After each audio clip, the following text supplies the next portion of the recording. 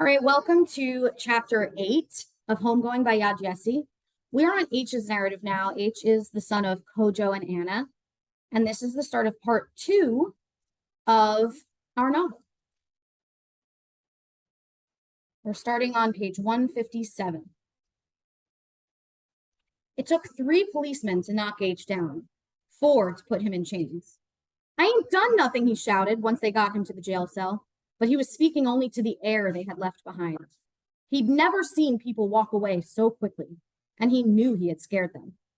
H rattled the bars, certain that he could bend or break them if only he tried. "Stop that before they kill you," his cellmate said.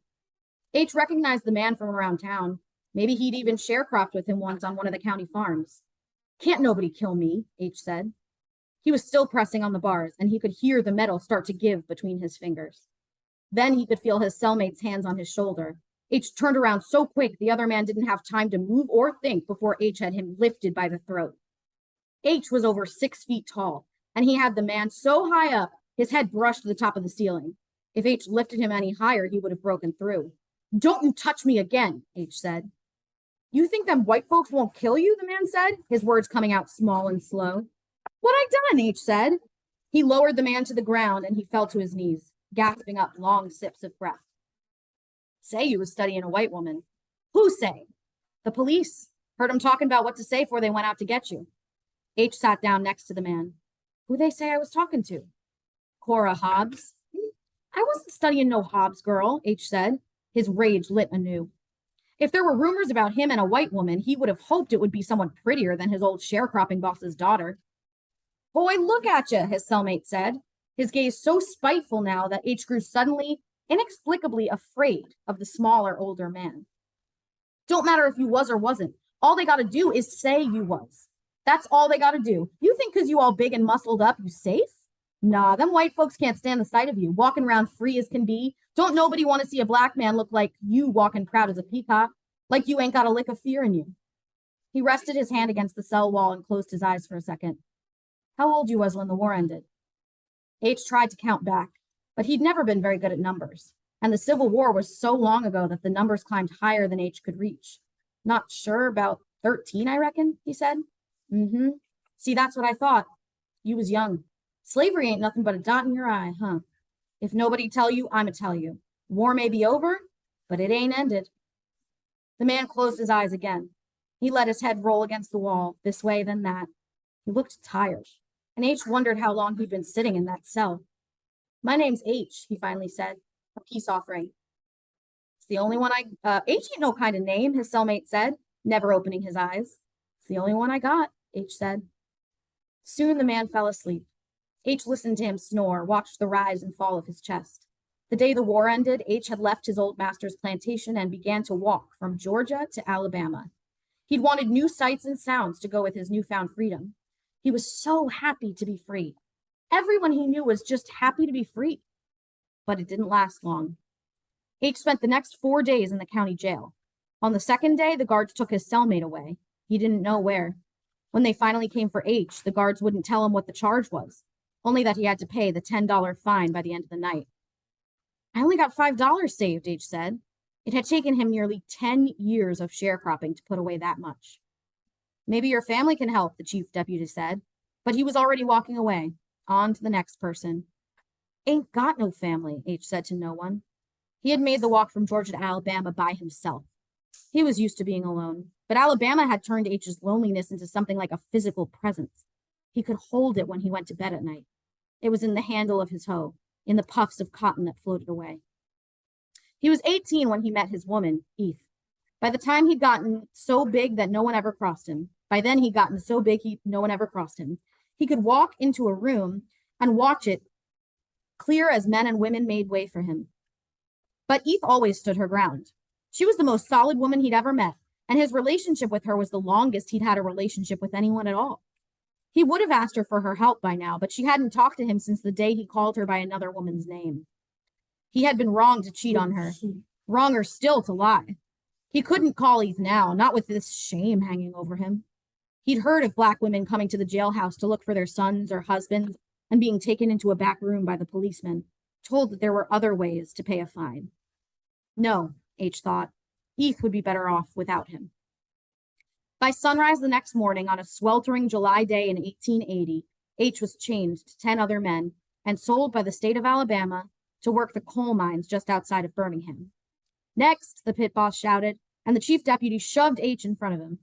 H had been watching them check each of the 10 men who'd been chained to him on the train ride there. H wasn't even sure he could call some of them men. He saw a boy no older than 12, shivering in the corner of the train. When they pushed that boy in front of the pit boss, he'd peed himself, tears running down his face all the while, until he looked like he himself would melt down into the puddle of wet at his feet. The boy was so young, he'd probably never seen a whip like the one the pit boss had laid out on his desk, only heard about them in the nightmarish stories his parents told. He's a big one, ain't he? The chief deputy said, squeezing H's shoulders so that the pit boss could see how firm they were. H was the tallest, strongest man in the room. He'd spent the whole train ride trying to figure out a way to break his chains. The pit boss whistled. He got out of his chair and circled H. He grabbed H's arm, and H lunged at him before his shackles stopped him. He hadn't been able to break the chains, but he knew if his hands could only reach, it wouldn't take him but a second to snap the pit boss's neck. Ho-ho, the pit boss said. Looks like we'll have to teach this one some manners. How much you want for him? $20 a month, the deputy said. Now, you know we don't pay more than 18, even for a first-class man. You said yourself he's a big one. This one will last you a while, I bet. Won't die in the mines like the others. Y'all can't do this, H shouted. I'm free, he said. I'm a free man. Nah, the pit boss said. He looked at H carefully and pulled out a knife from the inside of his coat. He began to sharpen the knife against an ironstone he kept on his desk. No such thing as a free... He walked slowly up to H, held the sharpened knife against his neck so that H could feel the cold, ridged edge of it, begging to break skin. The pit boss turned to the chief deputy. We'll give you 19 for this one, he said. Then he ran the tip of the knife slowly across H's neck. A thin line of blood appeared, neat and straight, as if to underline the pit boss's words. He may be big, but he'll bleed just like the rest of them. It had never occurred to H during those many years that he worked on plantations that there was anything more than dirt and water, bugs and roots under the earth. Now he saw that there was an entire city underground, larger, more sprawling than any county that H had ever lived or worked in, and this city was occupied almost entirely by black men and boys. This city had shafts for streets and rooms for houses, and in every room, everywhere, there was coal. The first 1,000 pounds of coal were the hardest to shovel. H spent hours, whole days on his knees. By the end of the first month, the shovel felt like an extension of his arm, and indeed his back had begun to ripple around the shoulder blades, growing, it seemed, to accommodate the new weight. With his shovel arm, H and the other men were lowered some 650 feet down the shaft into the mine. Once in the underground city, they traveled 3, 5, 7 miles to the coal face where they were to work that day. H was large, but nimble. He could lie on his flank and shinny himself into nooks and crannies. He could crawl on his hands and knees through tunnels of exploded rock until he got to the right room. Once he reached the room, H shoveled some 14,000 pounds of coal, all while stooped down low, on his knees, stomach, sides. And when he and the other prisoners left the mines, they would always be coated in a layer of black dust, their arms burning, just burning. Sometimes H thought that burning pain would set the coal on fire, and they would all die there from the pain of it. But he knew it wasn't just pain that could kill a man in the mine. More than once, a prison warden had whipped a miner for not reaching the 10-ton quota. H had seen a third-class man shovel 11,829 pounds of coal, weighed at the end of the workday by the pit boss. And when the pit boss had seen the missing 171 pounds, he'd made the man put his hands up against the cave wall, and then he'd whipped him until he died. And the white wardens did not move him that night or the rest of the next day, leaving the dust to blanket his body, a warning to the other convicts. Other times, mine stopes had collapsed, burying the prisoners alive. Too many times, dust explosions would wipe out men and children by the hundreds. One day, H would be working beside a man he had been chained to the night before. The next day, that man would have died of God only knew what. H used to fantasize about moving to Birmingham. He'd been a sharecropper since the war ended, and he'd heard that Birmingham was the place a black man could make a life for himself. He'd wanted to move there and finally start living. But what kind of life was this? At least when he was a slave, his master had needed to keep him alive if he wanted to get his money's worth. Now, if H died, they would just lease the next man. A mule was worth more than he was. H could hardly remember being free, and he could not tell if what he missed was the freedom itself or the capacity for memory. Sometimes when he made it back to the bunk he shared with 50-something men, all shackled together on long wooden beds so that they couldn't move while they slept unless they moved together, he would try to remember remembering. He would force himself to think of all the things his mind could still call up. Eth mostly. Her thick body, the look in her eyes when he called her by another name. How scared he was to lose her. How sorry. Sometimes as he slept, the chains would rub against his ankles in such a way that he would remember the feeling of Eth's hands there, which always surprised him, since metal was nothing like skin. The convicts working the mines were almost all like him. Black, once slave, once free, now slave again. Timothy, a man on H's chain link, had been arrested outside the house he had built after the war. A dog had been howling in a nearby field the whole night long, and Timothy had stepped out to tell the dog to hush up. The next morning, the police had arrested him for causing a disturbance. There was also Solomon, a convict who had been arrested for stealing a nickel. His sentence was 20 years. Occasionally, one of the wardens would bring in a white third-class man. The new prisoner would be chained to a black man, and for the first few minutes, all that white prisoner would do was complain. He'd say that he was better than the boys. He'd beg his white brothers, the wardens, to have mercy on him, spare him from the shame of it all. He'd curse and cry and carry on, and then they would have to go down into the mine, and that white convict would soon learn that if he wanted to live, he would have to put his faith in a black man. H had once been partnered with a white third-class man named Thomas, whose arms had started shaking so badly he couldn't lift the shovel. It was Thomas's first week, but he'd already heard that if you didn't make your quota, you and your buddy would be whipped, sometimes to death. H had watched Thomas's trembling arms lift the few pounds of coal before giving way. And then Thomas had collapsed to the ground crying, stammering that he didn't want to die down there with nothing but to bear witness. Wordlessly, H had taken up Thomas's shovel, with his own shovel in one hand and Thomas's shovel in the other. H had filled both men's quotas, the pit boss watching all the while. Ain't no man ever shoveled double-handed before, the boss had said after it was over, respect lacing his voice, and H had simply nodded. The pit boss had then kicked Thomas on the ground where he still sat, sniveling. That just saved your life, he said. Thomas looked up at H, but H said nothing. That night, in a bunk with two men chained on either side of him, a bunk 2 feet above him, H realized that he couldn't move his arms. What's wrong? Josie asked, noticing H's awkward stillness. Can't feel my arms, H whispered, scared. Josie nodded. I don't want to die, Josie. I don't want to die. I don't want to die. I don't want to die. H could not stop himself from repeating the words, and soon he realized that he was crying too, and he couldn't stop that either. The coal dust under his eyes started to run down his face, and silently H continued on. I don't want to die. I don't want to die. Hush now, Josie said, hugging H to his body as best he could without the chains clanking and clacking as he moved. Ain't nobody dying tonight, not tonight. The two men looked around them to see if others had woken up from the noise. Everyone had heard about how H had saved the white third-class man. But they all knew, too, that this didn't mean the pit boss would show mercy. The next day, H would have to do his share all over again.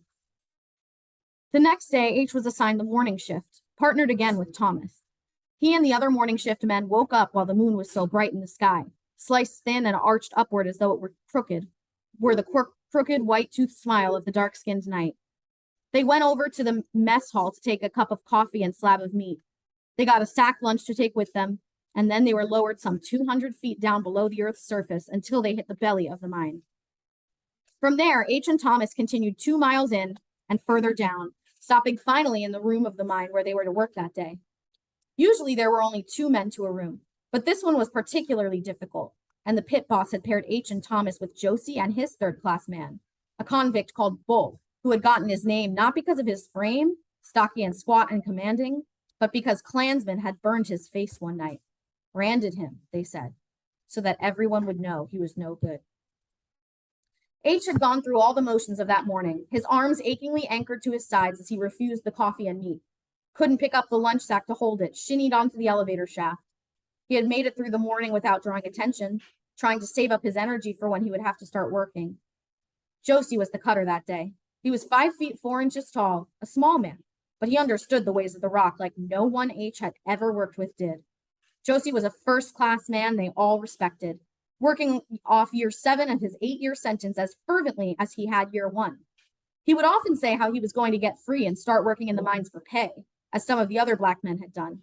They couldn't whip a free miner. That day, the space between the rock was only about a foot high. H had seen men wiggle into spaces that small and shake and hyperventilate so badly they need to leave. Once he'd seen a man get to the very middle and then stop, too scared to move forward or backward, too scared to breathe. They called Josie over to fish him out, but by the time he got there, the man had already died. Josie didn't even blink at the small space. He shinnied his small body under the rock and laid down on his back and started to undercut the bottom of the seam. Once he had finished that, he drove a hole into the rock, listening to it, he liked to say, so that he could find a spot that wouldn't crumble on top of him and kill him straight away. Once the hole had been placed, Josie put in the dynamite, lit it. The coal blew apart, and Thomas and Bull picked up their picks and started breaking the rock into manageable pieces so that they could all start to load the tram car. H tried to lift his shovel, but his arms would not budge. He tried again, focusing all his mind's power and energy on his shoulder, his forearm, his wrist, his fingers. Nothing happened. At first, Bull and Thomas just stared at him, but before he knew it, Josie was shoveling his pile for him, and then Bull. And then finally, after what seemed like hours, Thomas too was pulling weight until everybody in the room of that mine had shoveled his own pile and H's too. "Thank you for your help the other day," Thomas said once they had finished. H's arms were still aching at his sides. They felt like immovable stone forced to his sides by some gravitational pull. H nodded at Thomas. He used to dream about killing white men the way they killed black men. He used to dream of ropes and whips, trees and mine shafts. "Hey, how come they call you H?" "Don't know," H said. He used to think of nothing else but escaping the mines. Sometimes he would study the underground city and wonder if there was somewhere, some way he could break free, come out on another side. We're not talking. "Come on, somebody must have named you." "My old masters say H is what my mama used to call me. They asked her to name me something proper before she gave birth, but she refused. She killed herself. Master said they had to slice me out of her belly before she died." Thomas didn't say anything then, just nodded his thank you again. A month later, when Thomas died of tuberculosis, H couldn't remember his name, only the face he made when H had picked up his shovel for him. This was how it went in the mines. H didn't know where Bull was now. So many were transferred at one point or another, contracted by one of the new companies or absorbed by another. It was easy to make friends, but impossible to keep them. Last H had heard, Josie had finished his sentence.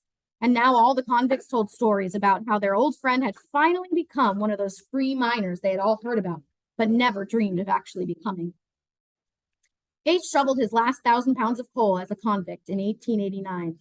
He had been working in Rock Slope for almost all of his incarceration, and his hard work and skill had shaved off a year of his sentence. The day the elevator shaft took him up into the light and the prison warden unshackled his feet, H looked straight up at the sun, storing up the rays just in case some cruel trick sent him back to the city underground. He didn't stop staring until the sun turned into a dozen yellow spots in his eyes. He thought about going back home, but realized that he didn't know where home was.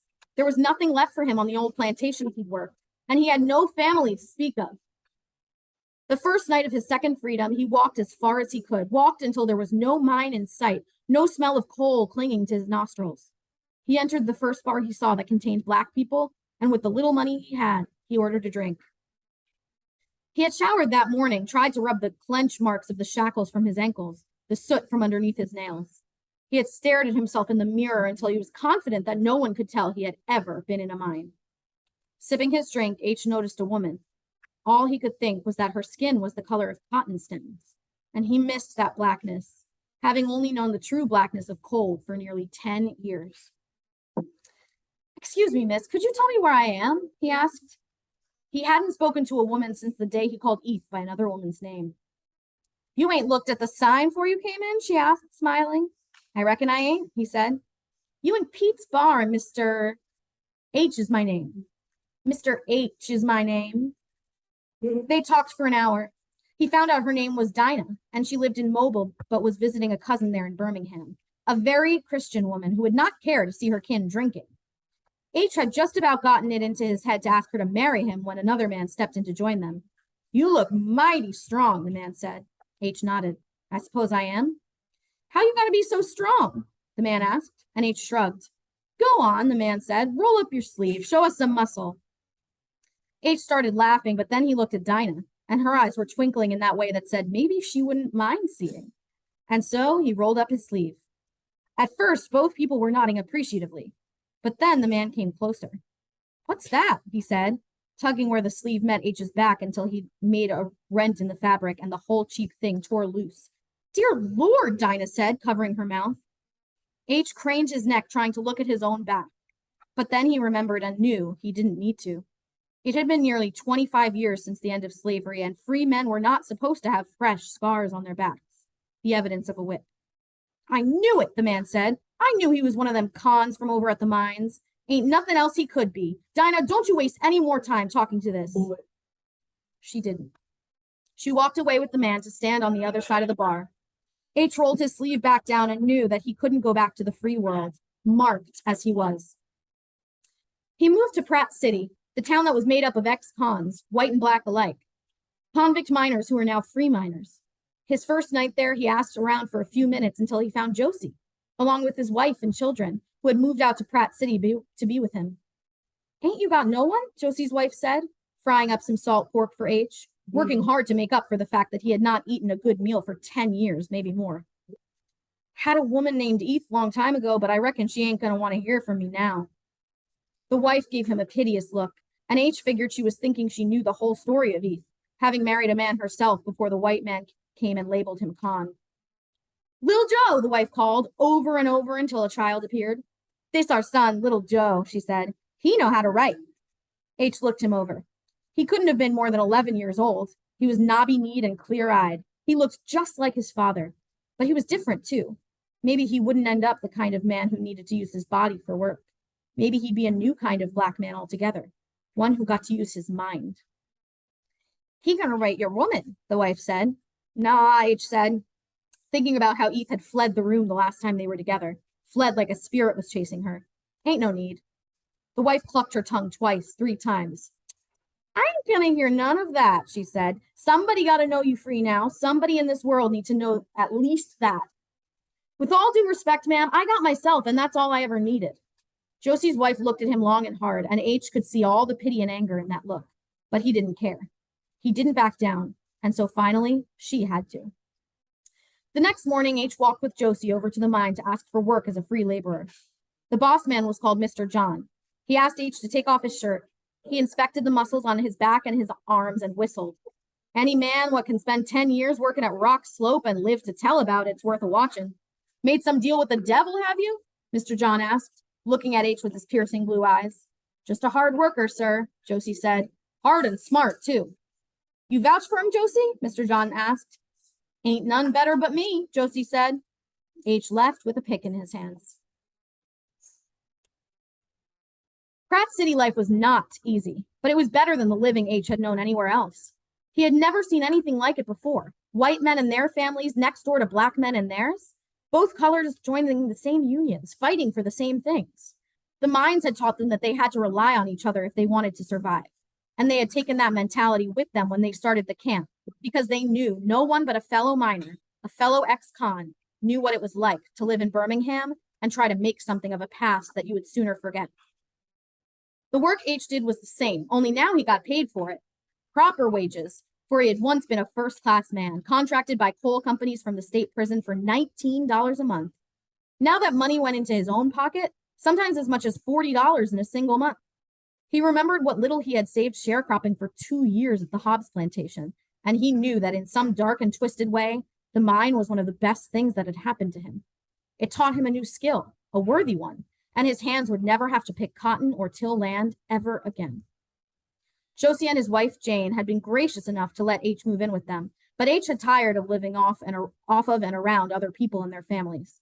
So he spent the better part of his first month in Pratt City, coming back from the mine, and then heading straight to the plot of land next to Josie's place to start building his own house. H was out there one night, hammering wood, when Josie came to see him. Why ain't you joined the union yet? Josie asked. We could use somebody with your temper. He had gotten good lumber from another old friend from the mine, and the only time he could work on building the house was between 8 p.m. and 3 a.m.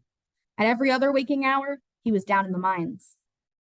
I ain't like that no more, H said.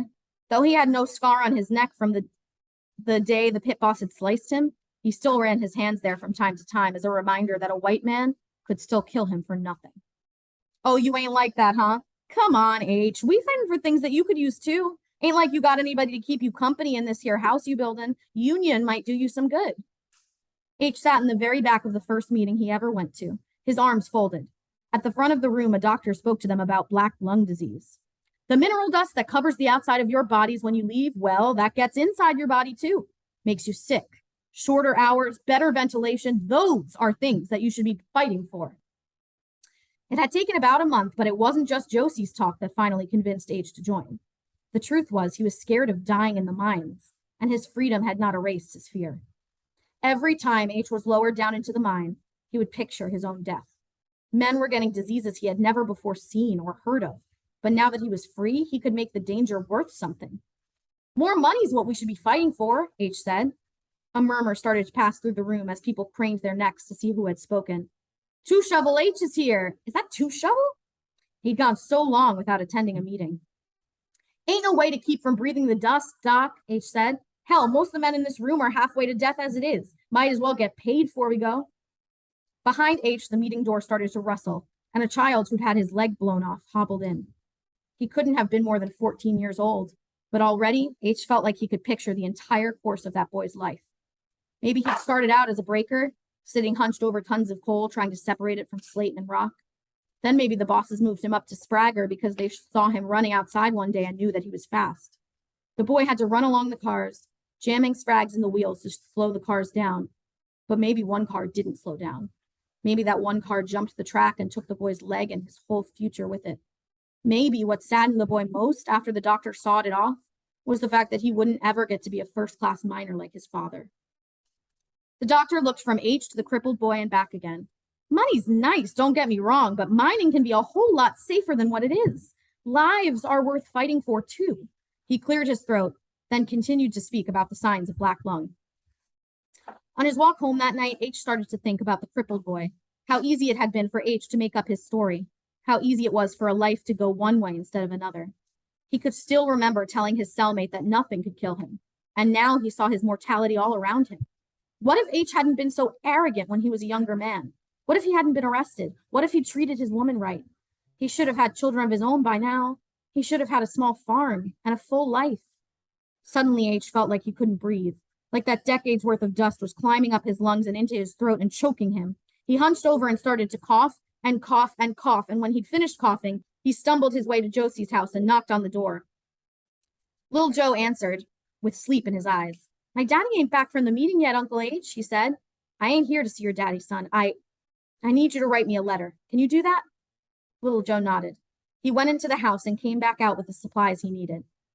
He wrote as H dictated, Dear Eve, this is H. I am now free and living in Pratt City. H mailed the letter the very next morning.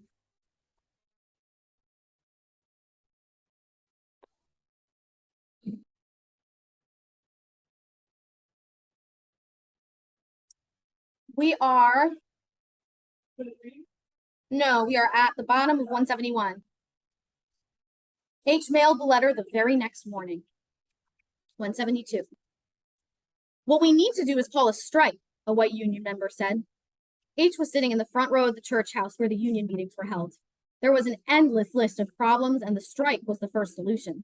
H listened carefully as a murmur of agreement began to rush through the room, as hushed as a hum. Who's going to pay attention to our strike? H asked. He was becoming more vocal at meetings. Well, we tell them we won't work until they raise our pay or make it safer. They gotta listen, the white man said. H snorted. When a white man ever listened to a black man? I'm here now, ain't I? I'm listening, the white man said. You a con. You're a con too. H looked around the room. There were about 50 men there, over half of them black. What you done wrong? H asked, returning his gaze to the white man. At first, the man wouldn't speak. He kept his head lowered and cleared his throat so many times, H wondered if there was anything left in his mouth at all. Finally, the words came out. I killed a man. Killed a man, huh? You know what they got my friend Josie over there for? He ain't crossed the street when a white woman walked by. For that, they gave him 9 years. For killing a man, they give you the same. We ain't cons like you. We gotta work together now, the white man said. Same as in the mine. We can't be one way down there and another way up here. No one spoke. They all just turned to watch H, see what he would say or do. Everyone had heard the story of the time he picked up that second shovel. Finally, he nodded. And the next day, the strike began. Only 50 people showed up on that first day. They gave their bosses a list of their demands: better pay, better care for the sick, and fewer hours. The white union members had written up the list, and Josie's boy, Lil Joe, had read it aloud to all the black members to make sure it said what they thought it said. The bosses had answered back that free miners could easily be replaced by convicts, and 1 week later, a carriage full of black cons appeared, all under the age of 16, and looking so scared it made H want to quit the strike, if only it meant more people wouldn't be arrested to fill in the gap. By the end of the week, the only thing both sides had agreed to was that there would be no killing. And still, more convicts were rounded up and brought in. H wondered if there was a black man left in the South who hadn't been put in prison at one point or another. So many of them came to fill the mines. Even free laborers who weren't striking were being replaced. So soon, more of them joined the fight. H spent hours at Josie and Jane's house making signs with Little Joe. What'd that say? H said, pointing to the tar-painted wood at Little Joe's side. It say more pay, the boy answered. And what that say? It say no more tuberculosis. Where you learn to read like that? H said. He had grown so fond of Little Joe, but the sight of his friend's son only made him ache for a child of his own. The smell of the tar Little Joe was using to write clung to the hairs of H's nostrils. He coughed a little and a black string of mucus trailed from his mouth. I had a little school in Huntsville before they took my daddy. When they arrested him, they said he and my whole family was getting too uppity. They said that was why daddy didn't cross the street when the white woman passed by. And what you think? H said. Little Joe shrugged. The next day, Josie and H took the signs out with them to the strike. There were about 150 men standing out in the cold. They all watched while the new crop of cons walked by, waiting to be lowered down into the mines. Let them kids go, H shouted loudly. A boy had peed himself waiting for the shaft, and H suddenly remembered the one who had been chained to him as they rode the train over, who had wet himself and cried endlessly when they stood before the pit boss. They ain't but kids, let them go. Are you going to stop this foolishness and get back to work? Came the reply. Then suddenly, the boy who had wet himself started to run. He was nothing but a blur in the corner of H's eye before the gunshot went off. And the people on strike broke the line, swarming the few white bosses who were standing guard. They broke the shafts and dumped the coal from the tram cars before breaking those too. H grabbed a white man by the throat and held him over the vast pit. One day the world's gonna know what you've done here, he said to the man, whose fear was written plainly across his blue eyes, bulging now that H's grip had tightened. H wanted to throw the man down to meet the city underneath the earth, but he stopped himself.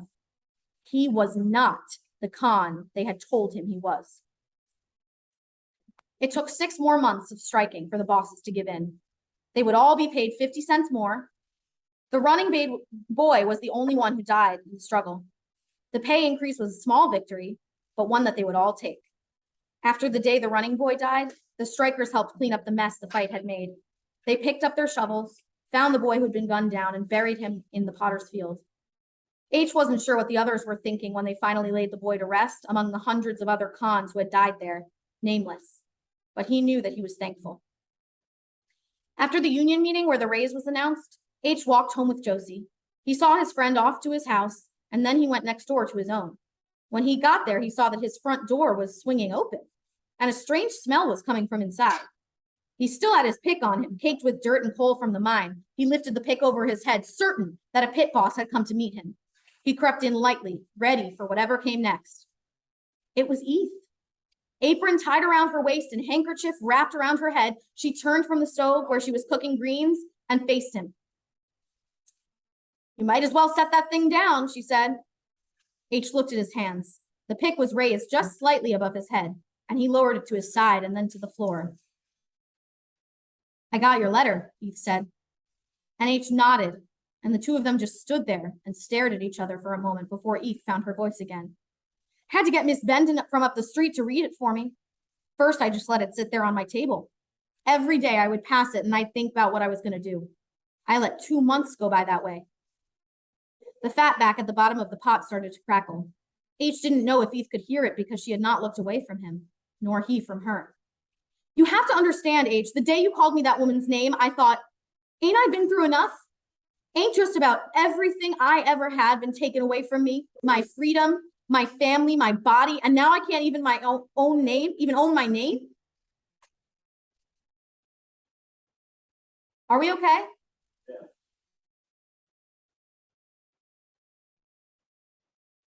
Ain't I deserve to be Eth? To you, at least, if nobody else?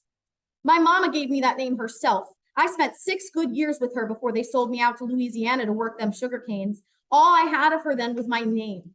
That was all I had of myself, too. And you wouldn't even give me that. Smoke began to form above the pot. It rose higher and higher until a cloud of it was dancing around Eth's head, kissing her lips. I wasn't ready to forgive you that for a long time. And by the time I was, the white folks was already paying you back for something I know you ain't done. But nobody would tell me how I could get you out. And what was I supposed to do then, H? You tell me. What was I supposed to do then? Eth turned away from him and went to the pot. She began scraping the bottom of it, and the stuff she lifted up with the spoon was about as black as anything H had ever seen. He went to her, took her body in his arms, let himself feel the full weight of her. It was not the same weight as coal. That mountain of black rock that he'd spent nearly a third of his life lifting. Eth did not submit so easily. She did not lean back into him until the pot had been scraped clean. And that was H's narrative. Next we have Akua. I'm looking forward to hearing your thoughts.